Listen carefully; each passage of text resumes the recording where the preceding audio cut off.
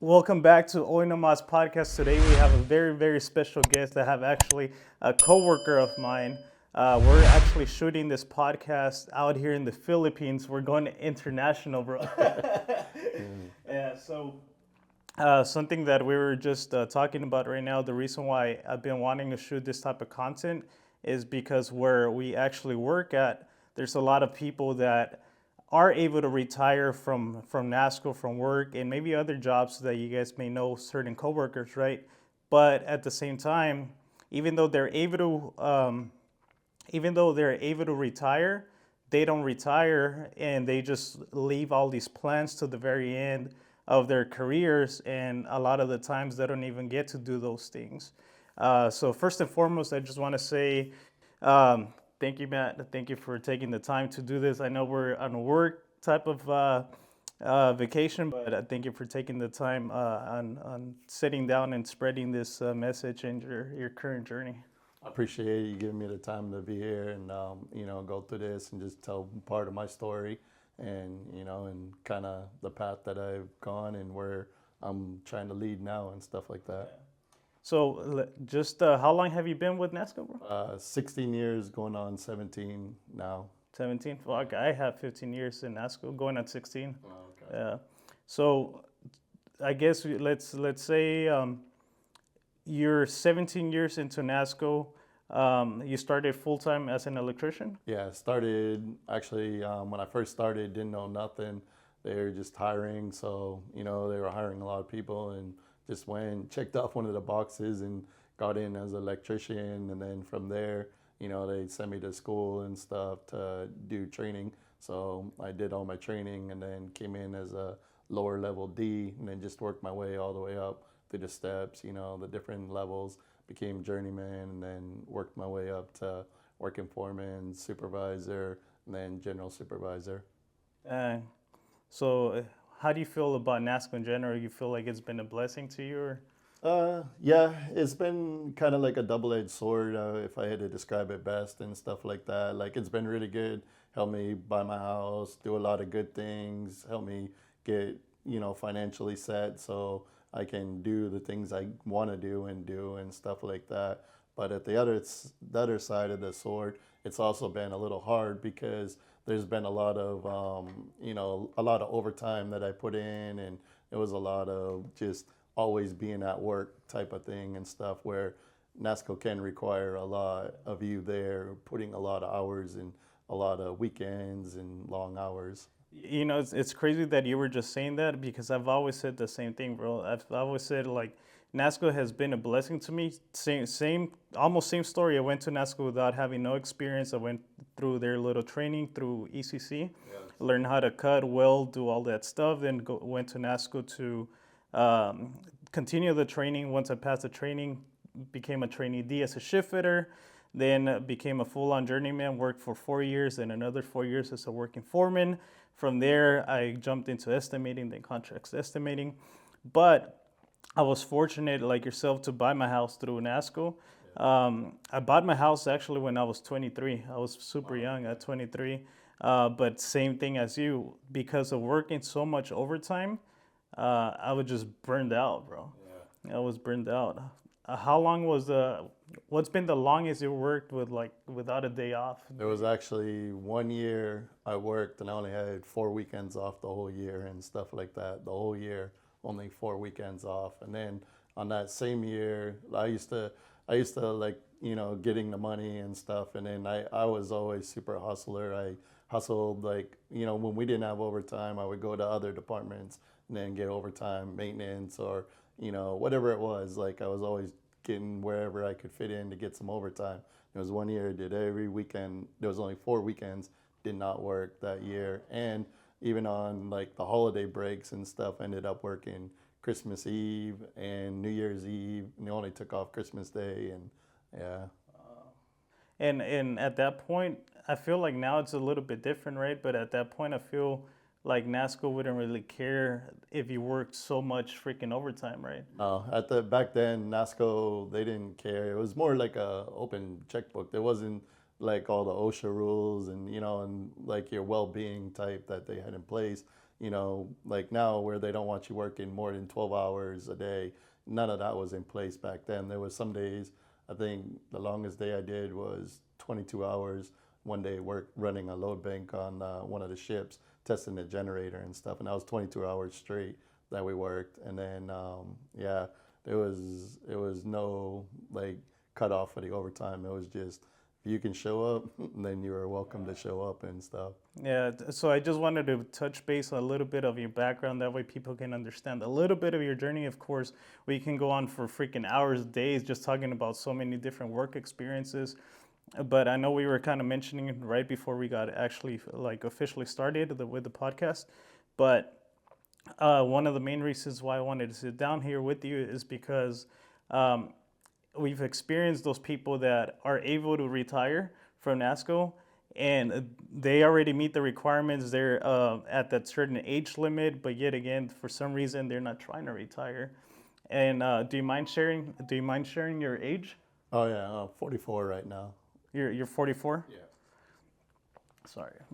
So you're currently 44, and it got to the point that you were pretty much gonna end up quitting, right? Yeah, that's correct. Like, just kind of got part where I was getting burned out, and I was still like, still, I was putting in a lot of hours, like at least 10, 11 hours a day and stuff.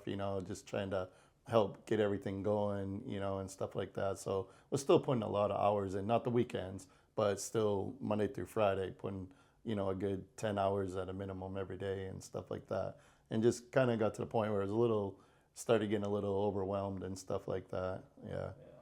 And with you quitting, the purpose of you quitting, aside from being like like maybe stressed out, or just kind of being fed up because of all the work that you were putting in, you also just wanted to experience, I guess, life in general, right? Yeah, that's true. Like, one of my biggest mottos is that, you only get one life and you only get one chance to live that life. And you can't rewind time and you can't buy time. So, the only thing you can do is enjoy the time that you have now and stuff, because time goes really fast. And if you don't enjoy it, next thing you know, you're going to blink and it's going to be over. Yeah. But why now, bro? Like, I know you've been probably fed up in the past, but why now that you're like, you know what? I worked enough. I'm at this age that you know what, like fuck it, I'm gonna quit to experience life. Like, why now? For me, just kind of like all the stars aligned and stuff like that. Like my kids got to age where they're taking care of themselves now and stuff. So I was financially set where I could have enough money saved up to be able to, basically take almost a whole year and be able to do all the traveling that I'm going to be doing and stuff. So it just everything, like I was planning on trying to do it next year and stuff, but kind of all the pieces to the puzzle just fell in place a lot earlier than what I had originally planned on doing and stuff. So now I'm just taking advantage of it right now. And what is that plan that you're trying to do with like now? Because after this trip here that we're in the Philippines, you're pretty much gonna work a few days and you're off. Basically, I'm going back one day, just and gonna help out, give the information for what we did over here in the Philippines, and then so this was kind of like a pre warm up to my actual vacation and stuff like that. So go back for one day, and then after that, get my turnaround for what we did over here, and then I got 1 week until I'm gonna get everything set up, and then basically start my journey after that. Then the following week. And tell us a little bit of that journey. How are you guys starting? Where are you guys going? What's the game plan? So basically, me and my wife, we've done a lot of like traveling on the West Coast, and then she's traveled to the East Coast, like Boston, New York, and stuff like that, to meet my family over there and stuff. But she's never really like explored a lot, of the country and stuff. So our plan is we're basically just gonna drive up. We don't really have a plan. One, we're just gonna, we have areas where we want to hit. We have destinations we want to hit, and we have a general plan. So we're gonna head up the coast. We've done a lot of Yosemite and the inland parts of California and stuff, but we haven't really driven the whole coastline. So we're just gonna take the 101 all the way up the coast, all the way up until it stops when you hit Canada up there and in Washington. So that's our plan, is just enjoy the ride all the way up there. It's a lot of small little towns, and it's all like off the beaten path from all the freeway and stuff. So when we're driving, we're trying to stick to all the back roads and not be in the hustle and bustle of all the freeways and big cities and stuff. And we're just gonna, enjoy Big Sur and all those different areas up there and stuff. And then, once we get up to Washington, then we're gonna shoot up into Canada, go explore for a couple weeks up in Canada. My wife's never been there, so that's one thing, that she really wants to check out. And then, yeah, and then from there we come back down and just cut across the northern part of the United States. So let's say, for instance, since you said everything aligned with you, did your wife also like quit, or how is she going Well, about it? she quit hers and stuff because she was a little at her work. She got a little frustrated too because they've been putting a lot of pressure on her. Like basically, she used to have another coworker that they did two parts of the job at her work, and they eliminated the second person and put all the work on her with no extra real pay. So she's been doing that for a couple of years, but she just kind of got to the part where she's talked to her boss about it and told him that, hey, is not what it should be, but he hasn't done nothing. So she basically said, well, since you're not gonna do nothing, I'm gonna do something. Oh, So damn. she's actually leaving. So when she comes back, she wants to think about what we're gonna be doing while we're out. She wants to try to go to school or something like that. And Wow. then, she's gonna try to get into a different field or whatever when she gets back. Bro, that's freaking crazy. Like a lot of times, once we start a specific journey, right? Like let's say your Nassco career, you're pretty much there, right? Or shipbuilding or whatever the case is, and you just stay there and because that's all you know, right? But how freaking cool, like you were saying earlier, that we only live once, and in reality, we our life can become anything we want, right? That's the key right there, Right. And why just stick to that one career when there's like you can be living multiple different realities if you really wanted to, like pretty much how your wife is doing. Like, hey, you know what? I want to do something else, completely from what I was doing. Maybe go back to school and just start a completely different lifestyle. And that's the biggest thing. Another, everybody says I have like a lot of mottos or not, but one thing I believe too is that you control your own destiny. And if you want something hard enough, if you work to it, you can get it and you can do it. It's just you have to dig deep inside your soul and you have to find what you really want and apply it 100%. You can't give 80%, can't give 90. You got to give it that full 100. And if you do that, I found that you can do anything in life if you want it and stuff. Yeah. And it's for people that obviously may not know Matt personally. I've worked with him throughout the different years that I've been working at Nassco, and he honestly lives up to that, right? When it comes down to putting in all that freaking work and effort, like people from our department, we all go to Matt, right? He's the electrician that we go to whenever we have questions in electrical. However, at the same time, and I'm gonna be quite honest, at times I think you would take a lot of the load that probably burned you out, right? But for you to actually like understand that, fully understand that, and it's because your work ethic is so good and so strong. But at the same time, like you were saying earlier, it could be like a double-edged sword that it could like, you know what, you just got burned out, and you know what, you just want to like forget about this and just live life. And that's it's honestly very admirable, bro. I've always wanted to do something like that, especially at such a young age, man.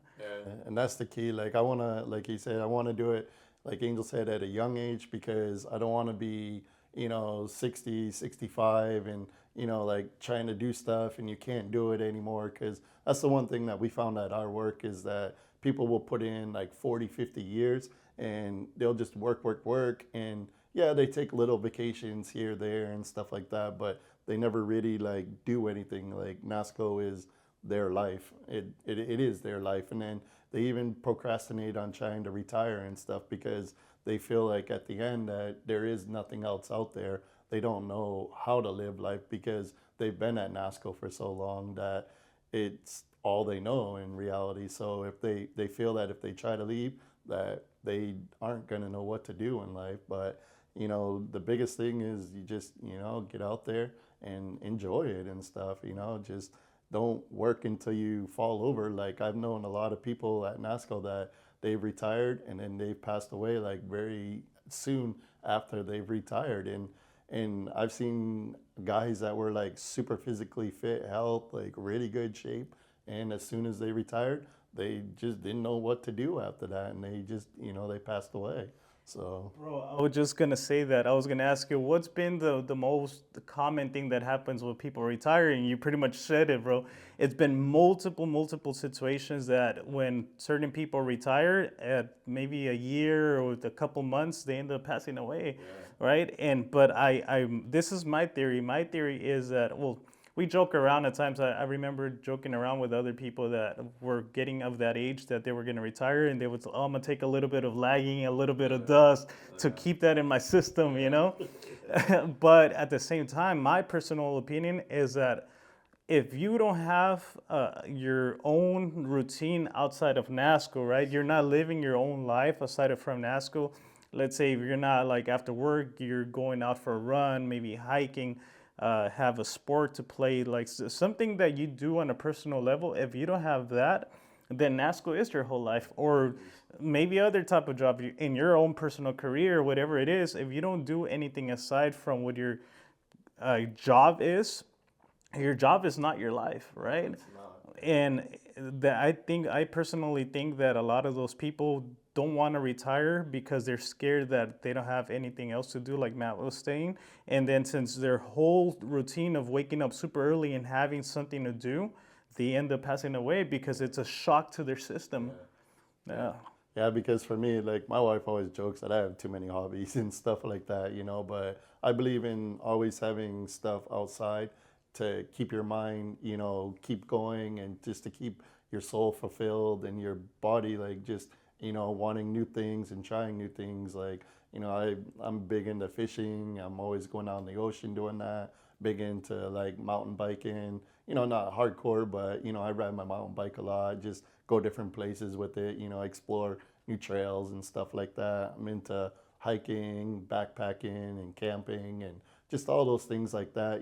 Just I like to be outside on the outdoors and just exploring, and seeing the beauties of nature that's out there and stuff, and just to see what the world has and stuff. Because if you look around in the cities, a lot of it's getting, destroyed, and it's disappearing, a lot of the actual nature from, the beauty of nature and stuff like that. So I like to get out and get away from everything and kind of disassociate sometimes from all that, and just be able to, kind of reset my battery and stuff like that.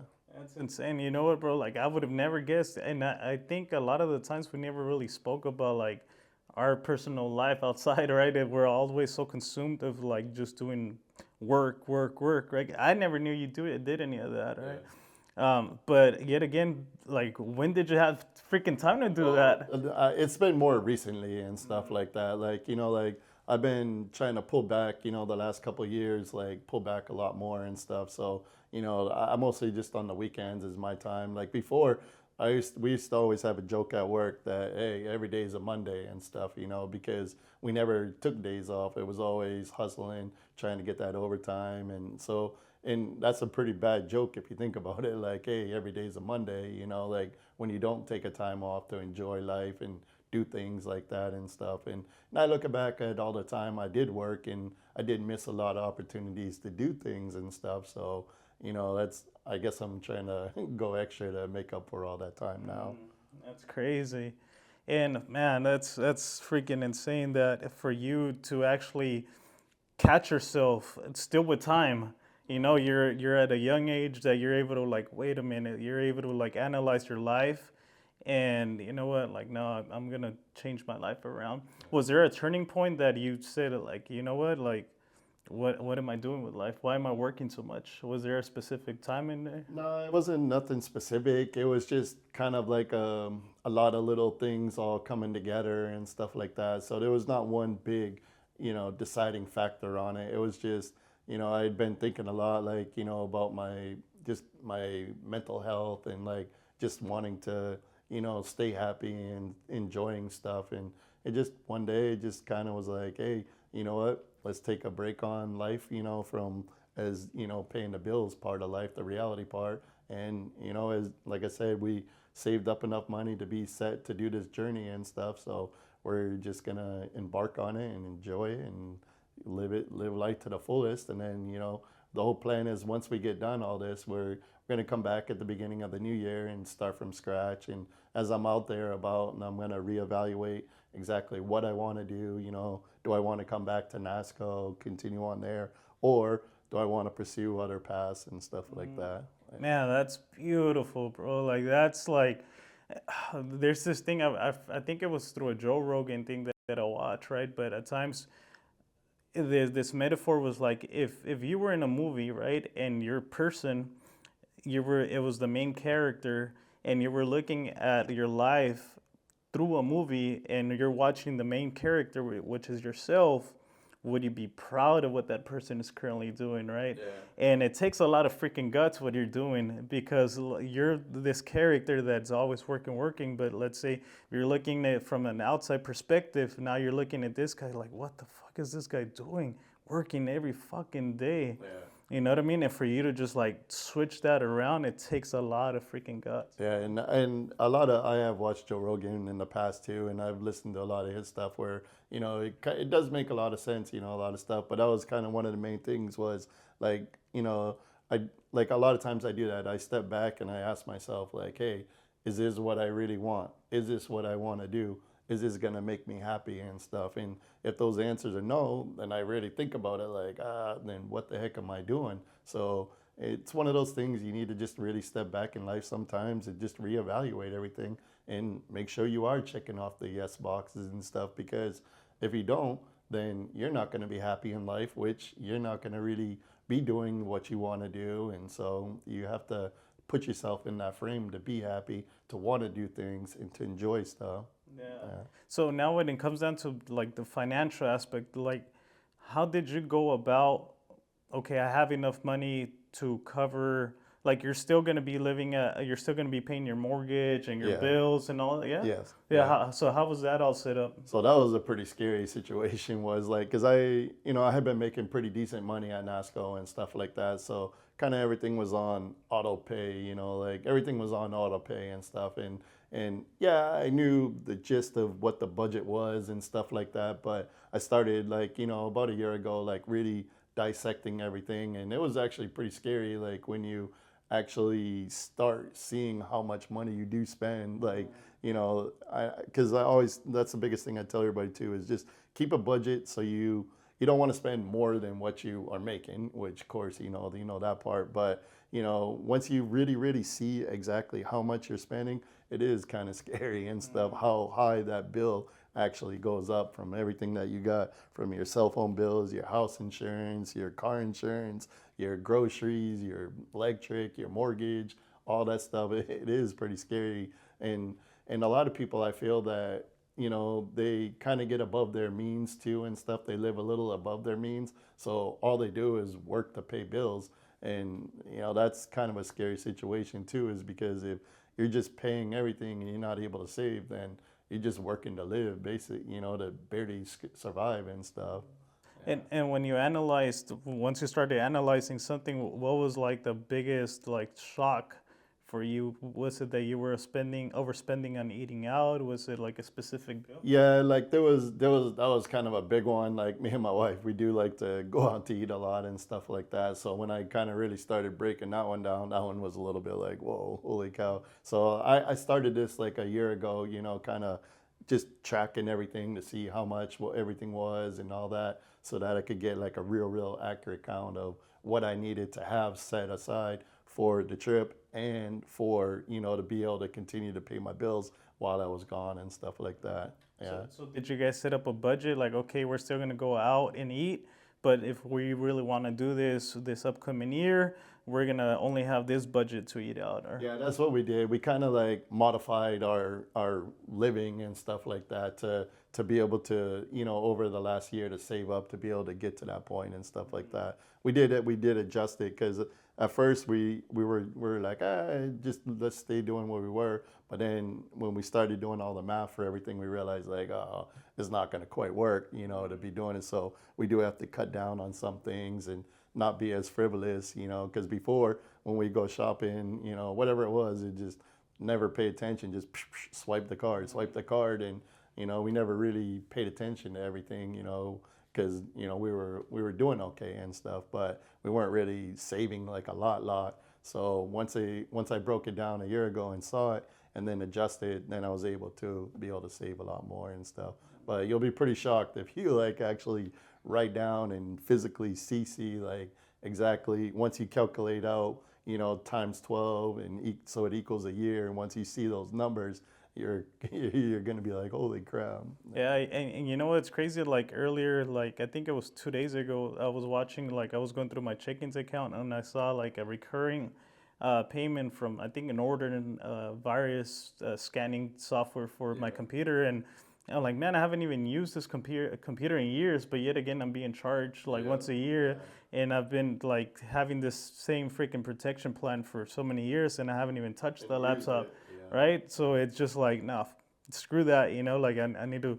I was actually thinking of doing exactly what you were thinking of, like, what, backtracking on everything that I spend, because just got to be more cautious with the spending. And that was the same situation. I had like series like on the other vehicle that we don't even have that vehicle anymore, and there was other stuff like that. Same, and it was the same exact thing like Norton antivirus, and like we had stuff and we're like, oh my god, we haven't even used this in a while, but we weren't paying attention. We were just paying it was on auto pay and paying the bill and stuff. That's freaking crazy. That's how those freaking companies get you, man.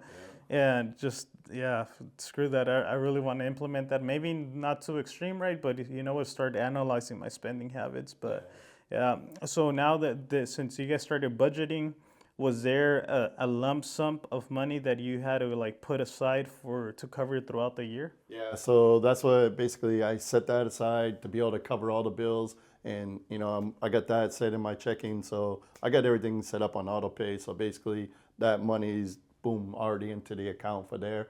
And then I had some other money saved up, and that's the money we're using to actually do the trip and stuff like that. So yeah, we put that one section aside so that we don't touch it, don't worry about it, and that's gonna pay the bills while we're gone on the trip and stuff. That's amazing.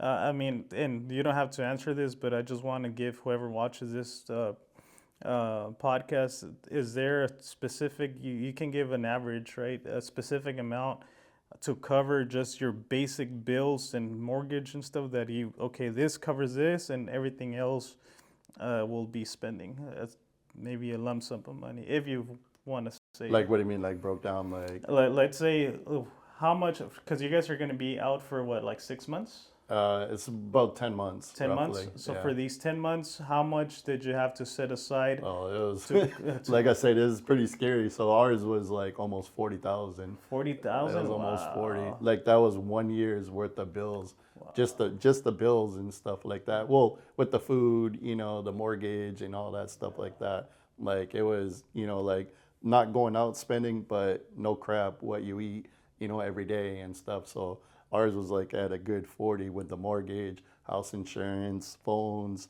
all those bills like that and stuff. Yeah, that's why I say it's you gotta make a lot of money to be able to survive in California. Like California is a pretty hard state to survive in. A lot. And I feel like I don't know when you got your house, right? But when I got my house for $244,000.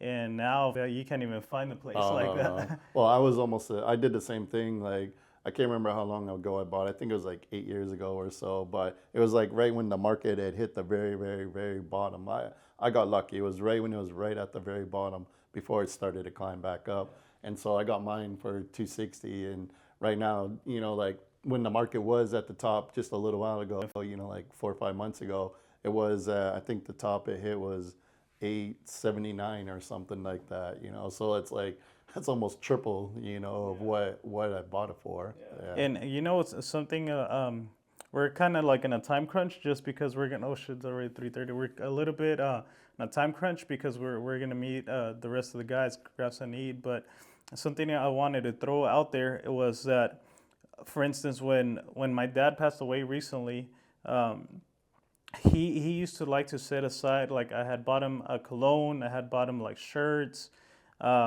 little things like that, right? And he would never wear it because he wanted to save it for later, special occasions, things like that. He had his cars. that some of them didn't even run, right? But he just had them saved, and because he was that type of guy, he held a lot of value with his possessions, right? But in I like to be that same way, but now I have a little bit more different perspective because of what I witnessed, right? That when he passed away, his wife and his kids from his other marriage, when he passed away, all these things that he had like a lot of love and possession towards, and they ended up selling the cars. They freaking throw away his things. And I was like, man, like it sucks that a lot of times people like hold on to these different things yet again for somebody else just to get rid of them like nothing, right? For in comparison, and I think right now that I'm talking, right, I kind of remember you said something like that I know people that have fuck, I'm losing my train of thought, like terreno, like land, right? That they have the land there, but they haven't built anything. They don't have any specific plans, but they just have it there. But yet again, they're still like just working day in, day out, and not doing anything with that land. But when the time, let's say if they pass away, their kids are gonna end up selling the land, and all the freaking work that they did, or that money they could utilize to live their life or retire earlier to actually live their life, is gonna go to waste. Waste, yeah. And that's the problem with a lot of this generation and everybody nowadays. There's like, I'm the same way as you feel. Like, I have a big thing for sentimental value stuff. Like, like I had to learn, like, because I've had a couple of family members pass away, and I try to like keep everything. Like, I wanted to keep a lot of stuff, but the same part was I had to like eventually get to the point where I was like, oh man, I don't have enough room to store everything either too and stuff. So I was trying to find that balance point of, okay, I want to keep certain things, but also practicality. How am I going to store all this stuff? But a lot of people nowadays, they don't think about that. They're just like,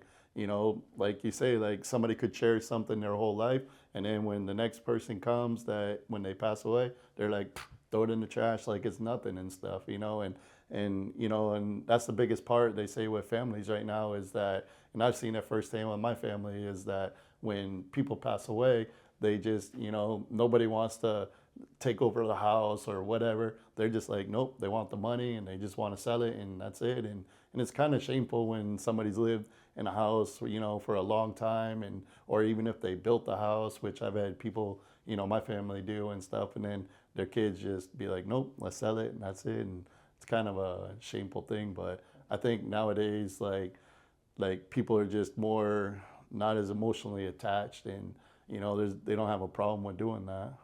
Like it's just like no, even though there was so much memories in these places and these things, at the end, they don't care. They don't freaking care, and that it honestly broke my heart, bro. Like when like all my dad's possessions just like got like thrown out or sold for just like chump change, and it was just like, man, it freaking destroyed me, and it just kind of like, man, that sucks. Like, what the fuck, like, do we save all these things for? And so, but yet again, I'm a different type of person, and it's just, I don't know, just I see things differently. And for instance, for those people that have land and things like that, I tell them, hey, utilize that money and enjoy life, retire earlier. So that's one of the main reasons why I wanted to have this conversation with you, and because I feel like for somebody to actually do what I've always preached to people doing, and you're actually doing that, that's amazing, bro.